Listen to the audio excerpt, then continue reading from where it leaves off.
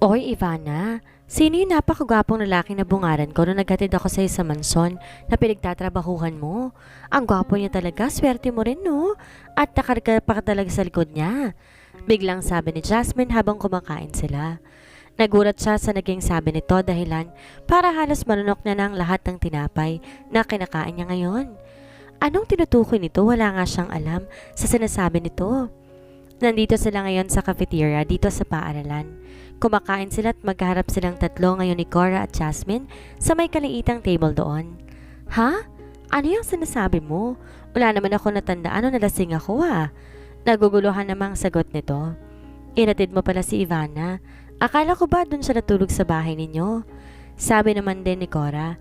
Tumingin din to sa kanya na naguguluhan. Pati nga rin siya naguguluhan din sa sinasabi ni Jasmine. Kaya pala sa isa sa guest room pala siya ng mansyon, nakatulog noon dahil inihatid siya nito. Pero paano yun nangyari? Sino yung gwapong lalaking kumaraga daw sa kanya na tinutukoy nito? Oo, nagpumilit kasi ang si Ivan na magpatid sa akin ng Biyernes kahit na sobrang lasing na to. Nagpumilit siya? Kaya ba wala siya sa bahay nito na magising siya at nasa mansyon pa rin? Pero sino naglagay sa kanya roon sa guest room? Inihatid mo ko. Pilit niyang inaalalang pangyayari pero wala siyang matandaang ganon. Paano ka nakapunta sa isang guest room sa manson? Sa guest room ng manson ka natulog, Ivana? Mahigpit pa namang pinagbabawal yun ng nanay mo lang ang pwedeng pumasok doon. Tsaka yung mayordoma lang din. Paano yun nangyari? Basta, nung kinuha ka ng gwapong lalaki na yon, hindi ko na alam kung anong susunod doon. Duda ako sa senyoritong tinutukoy ni Jasmine. Halaka, Ivana. Baka ano nung sinabi mo sa kanya nung nalasing ka. Si Cora iyon. Hala, baka nga si Diego na yon. Posible yon lalo na't umuwi din to nung araw na yon. Nahihiya na tuloy siya kahit wala pa namang kasiguraduhan. Sigurado ka ba dyan, Jasmine? Ano itsura niya? Curious pang tanong niya rito. Basta matangkad, maganda ang katawan at sobrang gwapo, pero yung aura niya masama, parang stricto lang. Pahayag ni Jasmine. Sa sinabi nito, walang duda na ang senyorito nga marahil siguro iyon. Alam niya kung kailan nagbibiro si Jasmine pero sa pagkakataon ngayon, batid niyang hindi to nagbibiro sa sinasabi niya. Diyosa ka talaga ng kaswertehan, Ivana. Malay mo, dalawang gwapong lalaki na nakahain sa'yo. Yung bisita sa manson, tsaka sa senyorito. Akalain mo, Jasmine, tinulungan din siya sa pagbubuhat ng mga ito. Sabi naman ni Cora. Ano kaya nangyari kay Jordan ngayon? Matapos kasing umalis na Diego, ay wala na siyang balita dito. Aba, ay Diyosang talaga itong kaibigan natin, Cora. Ikaw, Ivana baka gumagalaw ka ng palihim. Pangaasar sa kanya ni Jasmine. Naipaliwanag ko na ba, diba? Yung nangyari, nadaanan nila akong buhat yung mga yon kaya naawa siguro sila. Huwag ba nang bigyan ng mali siyang pagmamagandang loob ng amo natin? Depensa niya naman sa sarili. Wala pa rin talaga siyang plano na sabihin kay Cora na sumama mismo ang mga rito ang amo nila sa pamamalengke. Pero patuloy ang pato sa pangaasar sa kanya at patuloy din ang pagdedepensa niya. Hapon na nang dumating siya sa manson galing sa paaralan niya at bumungad sa kanya ang pagkabisi sa mga kasambahay doon. Nakita niyang marami na namang kortinang pinalitan sa loob tsaka marami ding disenyo sa loob na binago rin. Cora, ano kayong meron ngayon? Tanong niya kay Cora na katabi lamang niya ngayon. Pero kita niya rin sa ekspresyon ng mukha nito nagtataka rin. Hindi ko nga rin alam, Ivana. Siguro may darating pero hindi ako sigurado. Sagot naman ito. Siguro nga baka may darating. Panibagong bisita na naman siguro pero sana naman hindi yung nandun sa birthday ng isa sa mga tita ni Diego. Baka hindi na talaga sila makalusot. Baka nga siguro. Baka may darating nga. Nakasalubong naman sila si Manang Leila na ngayon may dalang mga maraming kortina. Manang Leila, ano po bang meron ngayon? Bakit medyo abala po kayo ngayon? Naging tanong niya sa nakasalubong na mayordoma. Darating ang donut doon niya ngayon, kakatawag nila kanina. O siya kayo, magbihis kayo ng uniforme nang sa ganon, mabilis tayong matapos. Sagot naman ni Manang Leila. Kaya pala, darating pala ang donut ang donya. Hala, baka nalaman ng mga tong suntukang nangyari kina Diego at Jordan. Baka ito ang dahilan ng biglaang pag-uwi nila. Sige po, Manang. Halos sabay-sabay naman nilang sagot ni Cora, tsaka dali-daling pumunta na silid nila para magbihis ng uniforme nila.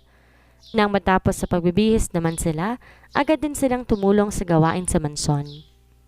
Dumating na naman ang gabi at ngayon nagsipag-linya sila dito malapit sa pintuan. Ayon kasi kay Manang Leila, paparating na raw ang Don at Donya. Hindi rin niya rin nagigilap ng tingin si Diego. Alam ba nitong paparating ang mga magulang niya? Makalipas din ang ilang minutong paghihintay, dumating na nga ang Don at Donya. Magandang gabi po, Donya Delilah and Don Arman. Sabay-sabay nilang bati at sa kayoko na nandun na ito sa pintuan. Magandang gabi rin sa inyo. Mabait na sagot din naman ni Donya Delilah sa kanila. Donya Delilah, nandun po sa kwarto niyang anak ninyo. Tsaka naganda na rin po kami ng pagkain para sa inyo. Si Manang Leila yon habang may ngiti sa labi nito, sinasabi ang mga salitang iyon. Sige Manang, pero magbibihis lang muna kami ni Arman. Sagot naman ito. Sige po, Donya Delilah. Saglit din naman ni Manang Leila. Di talaga maitatangging mabait talaga ang Don at Donya sa kanila. Lalong-lalo na ang Donya Delilah. Para lang silang tinuturing ng mga kaibigan nito. Na para bang normal lang na ako yung tao at wala itong pakialam, mahirap o mayaman ba sila? Nang bumalik naman ang Don at Donya, agad itong tinungo ang kusina. Silang lima naman ni Mika, Fiona, Lucy at si Manang Leila ang naatasan na tumayo malapit sa pagkainan ng mga ito. Baka sakaling may pag-uutos sa mga ito. Kanina pa nakapwesto mga pagkain doon sa lamesa. Kaya umupo na lang doon ang Don at Donya at nagsimulang maghapunan. Kamusta palang pag-aaral ninyo? Tanong sa kanila ng Donya. Ang tinutukoy nito ay sila ni Cora at sila din ni Fiona. Pinapaaral din kasi nito si Fiona at si Lucy, pero mas nauna lang ito na 1 taon sa kanila. Okay lang naman po, Donya Delilah. Wala naman pong problema. Siya na ang unang sumagot sa naging tanong nito. Sa akin din po, Donya Delilah. Si Cora naman saka sila din ni Fiona na halos parehong-pareho lang din ang sagot. Gagraduate na pala kayo ngayong taon, Fiona at Lucy. Pwede na kayo magtrabaho sa kumpanya namin. Ang bilis lang talaga ng panahon. Ang Don naman na nagsalita. Mabuti naman sila, Fiona. Ilang buwan na magtatapos sa pag-aaral at may trabaho na rin naghihintay sa kanila. Kayo din, Ivana at Cora. Malapit na lang din pala kayo. 1 taon na lang hihintayin. Dagdag pa ng Don. Oo po, Don Arman. Sana po talaga makagraduate na rin. Si Cora iyon. O Diego, kumain ka na. Mabilis namang sabi ni Donya Delilah sa papuntang Diego sa lamesa. Ngunit tangulang sinagot nito sa ina niya na ngayon masayang masaya at nakita ang kanyang anak. Tahimik tong pumunta sa lamesa at umupo roon. Mabilis din naman itong sinalina ng pagkain ni Manang Leila. How's your vacation here, son? Tanong ng ama niya. Not bad. Maikling sagot nito at saka nagsimula ng kumain. Ang akala niya talaga sasabihin nito, hindi siya nag-e-enjoy sa bakasyon dito dahil parati lang tong nagkukulong sa kwarto niya. You're doing good, son. While learning about business, I will let you take over soon our family's business. Sabi naman ng ama niya. Ito na pala ang magmamana sa negosyo nila. Ang swerte naman ni Diego. Ang swerte niya talaga at pinanganak siya sa marangyang pamilya. Okay. Tipid mo ring sagot nito habang seryoso pa rin at kumakain. Di ba ito makikipagkwentuhan sa tatay niya? Bakit sobrang tipid at ikli lang ng mga sagot nito? Oh, I heard that you already had a girlfriend, son. May I know who is she? Tanong naman ng ina niya. Kita niyang napatigil to sa pagkain at tumingin sa kanya. Yes, sabi naman nito. Habang mariing nakatitig sa kanya. May girlfriend na pala siya? May totoong girlfriend na ba ito? Sino kaya ang tinutukoy nito? Baka siguro ang tinutukoy nito ay ang pagpe-pretend girlfriend niya. Really, son? I can't believe our Diego is in love now. Tila ba masayang sabi ng mommy niya na parang di makapaniwala sa pangyayaring nalaman? Yes, mom, I am deeply in love with her. Sabi nito habang di pa rin mawala ang titig nito sa kanya. Mabilis siya nakaramdam ng sakit sa dibdib niya. Alam niyang hindi ang pagpe-pretend girlfriend niya ang tinutukoy nito. Dahil mahal niya daw ang girlfriend niya at alam niya sa sarili na imposibleng maging siya yon dahil hindi siya mahal nito. Nagpapanggap lamang siya. May mahal na pala tong iba? Dapat nga'y maging masaya sana siya dito pero bakit nasasaktan siya? Bakit niya ito nararamdaman? Matapos niyang marinig ang sinabi ni Diego tungkol sa girlfriend na mahal daw nito para naging lutang iniisip niya. Ano bang nangyayari sa kanya? Hindi niya talaga maipaliwanag ang nararamdaman niya ngayon. Bakit ba nagkakaganito siya? Bakit ba siya nasaktan sa sinabi niya ng lalaki? Naguhugas siya ngayon ng mga pinggan at ilang minuto rin ang nakalipas nang kumain ng mga amo nila. Habang naguhugas, wala talaga siya sa sarili. Parati talagang bumabagabag sa isip niya ang sinabi ni Diego kanina. Dahil sa lutang na pag-iisip, hindi niya na lang namalayan, bumagsak na pala ang 2 tasang hinuhugasan niya. Naging pira-piraso ito doon sa sahig, tsaka nagdikada ng malakas na ingay. Hala, ano yun? Gulat na sabi ni Cora at napatingin sa kanya. Dali-dali niyang pinulot ang naging pirasong tasa sa sahig. Pero sa hindi inasang pangyayari, nasugatan din ang daliri niya. Unti-unting tumulo at dumalay sa kamay niya ang pulang likido na nakuha niya dahil sa pagpupulot na iyon. Mabuti na lang at maliit lang ang nakuha niyang sugat sa nabasag na tasa. Oy, ano bang nangyari sa iyo dyan, Ivana? Sabay lapit ng kaibigan sa gawin niya. Bakit mo naman kasi pinulot ang basag na tasa? Heist! Inawakan din ito ang daliri niya at marin itong sinuri. Hindi ko yun sinasadya, Cora. Nadulas lang talaga siya sa kamay ko. Paliwanag niya naman dito. Sa tingin pa naman niya, may kamahalan yung tasa na nabasag niya. May patakaran pa naman sa mansyon na sa tuwing may masisira o mababasag na bagay sa mansyon ay kaltas iyon sa trabaho nila. Aray! Naging sabi niya nang diniina ni Cora ang pagkakahawak sa daliri niya. Ay, sorry Ivana. Pinapadugo ko lang kasi para hindi siya maging malala mamaya. Hugasan mo na pala to ng tubig. Agad din naman niyang hinugasan ang daliri doon sa poso ng hugasan. Medyo mahapdi ang bawat tampi ng tubig ng sugatang daliri niya. Nang tumigil to sa pagdurugo, agad din naman niyang tinigil ang paghuhugas. Kanina pa kita napapansin, Ivana, ha? Pero parang ang lahat mang iniisip mo. Napansin din pala ni Cora ang pagkalutang niya. Medyo masakit kasi ang ulo ko eh. Pagrarason din naman niya. Ang totoo niya, hindi naman talaga masakit ang ulo niya. Pero sadyang lutang lang talaga ang isip niya ngayon. Ginagawa lang niya tong dahilan sa kaibigan. Ako na lang muna rito. Bumalik ka na lang muna ng silid natin. Ako na lang muna. Ipapahinga mo na yan, Ivana.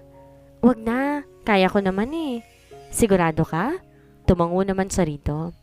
Kukuha muna ako ng daspan at wales, Cora, para linisin to. Tukoy niya sa nabasag na tasa. Di na niya inintay na sumagot pa ang kaibigan sa kanya.